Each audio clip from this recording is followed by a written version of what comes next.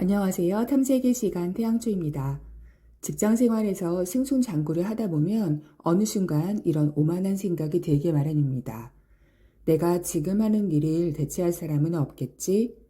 모두들 기업의 소모품처럼 부려지는 것이 싫다고 하지만 그것은 능력이 부족한 사람들의 이야기겠지. 나는 그 대상이 아니겠지 하고 말이죠. 하지만 결론부터 말씀드리면요. 직장 내에서 대체 불가능한 사람은 없습니다.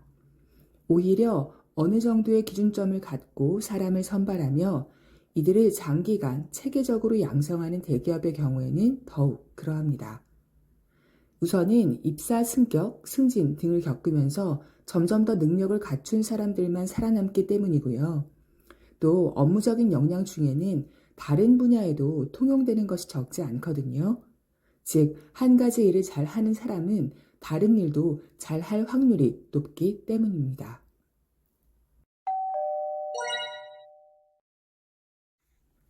TV나 유튜브 방송을 보게 되면 여자 방송인들이 이런 말을 하는 것을 보신 적이 있을 것 같습니다.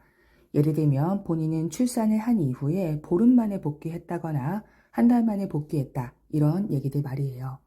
그러면서 그 까닭으로 대체자의 위협을 언급하죠.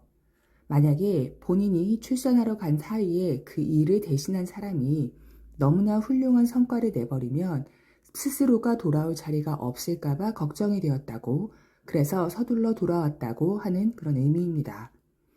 한 2주 정도는 어색한 모습을 보이다가도 3주차가 되면 곧 감을 잡고 그 자리에 적절한 모습을 보이는 게 바로 대체자라고 하면서요. 회사라고 크게 다르지 않습니다. 우리를 대체할 사람은 언제나 있어요. 따라서 우리는 회사에서 업무적으로 주어지는 기회를 감사하게 받을 필요가 있습니다. 절대로 자만하면 안 됩니다. 본인에게 주어진 기회를 감사하게 수락하고 그동안 갈고 닦은 실력으로 자신의 가치를 매번 증명해내는 사람만이 더 오래 살아남을 테니까요.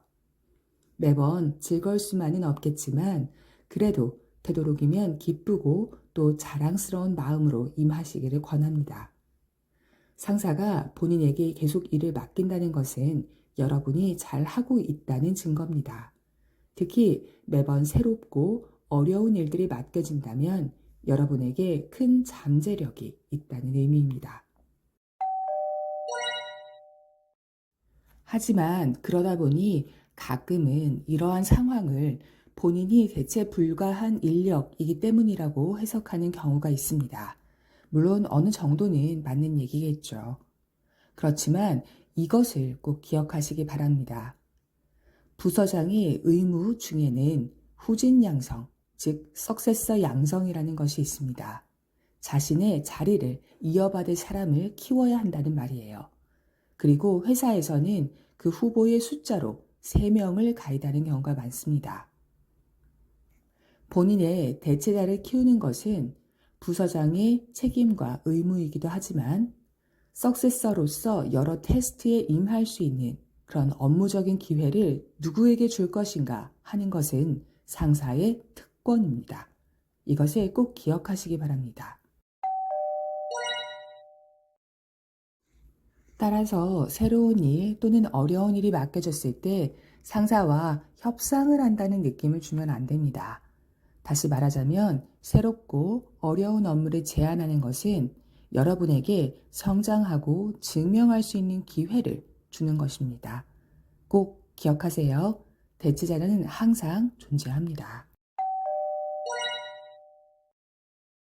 오늘의 이야기가 여러분께 조금이나마 도움이 되었다면 구독과 좋아요를 부탁드려요. 이 이야기가 필요해 보이는 지인이 떠오른다면 공유하기를 통해서 추천도 해주시기를 바랍니다. 그럼 오늘도 건강하고 행복한 하루 되세요. 지금까지 탐색의 시간 태양초였습니다.